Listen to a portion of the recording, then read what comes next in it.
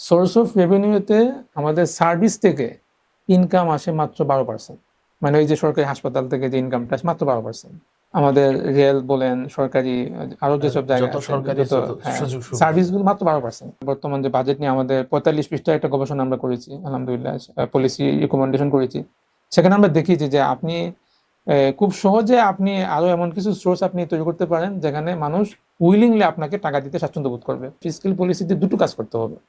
Number one হলো আমাদের indirect কিছু সোর্স অফ রেভিনিউ যুক্ত করতে হবে। ইনডাইরেক্ট মানে হলো যেমন এটা সরাসরি আমাকে কেউ 2 টাকা দিবে না, কিন্তু আমি 2 টাকা যে কারণে খরচ করতাম ওই খরচটা সে কমাই দিবে। এটা কি? এটা হলো আপনার ওয়াকাফ। ওয়াকাফটা কি? ওয়াকাফটা হলো যে ওয়াকাফ দিয়ে আমার হাসপাতাল হবে, স্কুল হবে। এখন যে আপনার বাজেটের ভাষায় যদি বলি সোশ্যাল সেফটি, আপনার সামাজিক সুরক্ষা, এগুলো ওয়াকাফ দিয়ে করা যায়। তাহলে আমি ওখানে যে বরাদ্দ ছিল, শিক্ষা খাতে আমার যে বরাদ্দ, ওই বরাদ্দের চাপটা কমে যাবে। তাহলে এটা ইনডাইরেক্ট হলো। এই ধরনের কিছু সোর্স আমাদের বিল্ড আপ করতে হবে। এবং নাম্বার 2 হলো আমাদের এই এমন কিছু সোর্স নিয়ে কাজ করতে হবে যে যেন মানুষ উইলিংলি দেয়। এটা হলো আপনার সার্ভিস। গভর্নমেন্ট যদি তার সার্ভিসকে আপনার খুব আপনার এটা ট্রাস্টের জায়গায় নিয়ে যেতে পারে, ওখান থেকে আপনার রেভিনিউ উঠে আসবে। আপনি অবাক হবেন শুনলে এই সংখ্যাটা। বাংলাদেশে এখন আমাদের বর্তমানে ফিসক্যাল পলিসিতে সোর্স অফ রেভিনিউতে আমাদের সার্ভিস থেকে ইনকাম আসে মাত্র 12%। মানে ওই যে সরকারি হাসপাতাল থেকে যে ইনকামটা আসে মাত্র 12%। আমাদের রেল বলেন, সরকারি আরো যেসব জায়গা যত আছে, সরকারি যত সুযোগ সুবিধা সার্ভিসগুলো মাত্র 12%। এটা আমরা এটা গত কয়েক দশকে আমরা এটা বৃদ্ধি করতে পারছি না, বরং কমতেছে। এটা খরচ বেশি হচ্ছে। তাহলে কেন এটা হবে?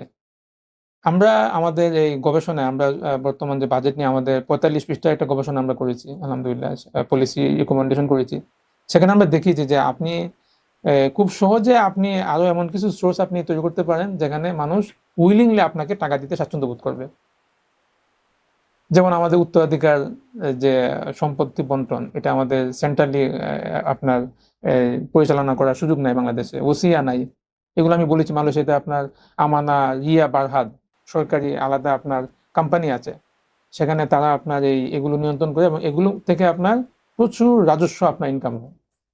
এই জায়গাগুলো ওয়াকাফ, ওসিয়া, উত্তরাধিকার এগুলো যদি আমরা প্রতিষ্ঠা করতে পারতাম, যেটা আমাদের গবেষণা বিস্তারিত আমরা এটা ফ্রেমওয়ার্ক আমরা আলোচনা করেছি, তাহলে আমাদের এই ভ্যাট ডিপেন্ডেন্সিটা কমে যেত। আমাদের কনসার্নটা হলো ভ্যাট ডিপেন্ডেন্সি কমানো, কারণ এটা ইটসেলফ আনফেয়ার। এখন আমরা এই মুহূর্তে যে জায়গায় আছি, আমরা কি আপনি যেই বিষয়গুলো সুযোগ সুবিধার কথাগুলো বললেন, সেগুলো কি আমরা নিজেদের মধ্যে বা আমাদের দেশের মধ্যে বাস্তবায়ন করতে পারবো? আমরা সাম্প্রতিক সময় দেখেছি আসন্না ফাউন্ডেশনের চেয়ারম্যান শাহেখ আহমদুল্লাহকে আমাদের প্রধানমন্ত্রী ডেকেছেন। আহমদুল্লাহ সাহেবের সাথে প্রধানমন্ত্রী জাকাত ম্যানেজমেন্ট নিয়ে কথা বলেছেন। এটা একটা ভালো মেসেজ। আপনি কি মনে করেছেন যে আমাদের এই সরকার কি চাইলে এটা বাস্তবায়ন করতে পারবে এগুলো, বা মানুষের সে আস্থাটা তৈরি হবে সরকারের প্রতি? সরকার যে জাকাত কমিটি করেছে সেখানে আমিও আছি এবং শেখ আহমদুল্লাহ সাহেবও আছেন, আমাদের বেতন কর্মী খতিব সাহেবও আছেন। আমরা যেটা ওখানে দেখেছি এবং কোথাও এখনো বলছি, এটা চলমান একটা প্রক্রিয়া।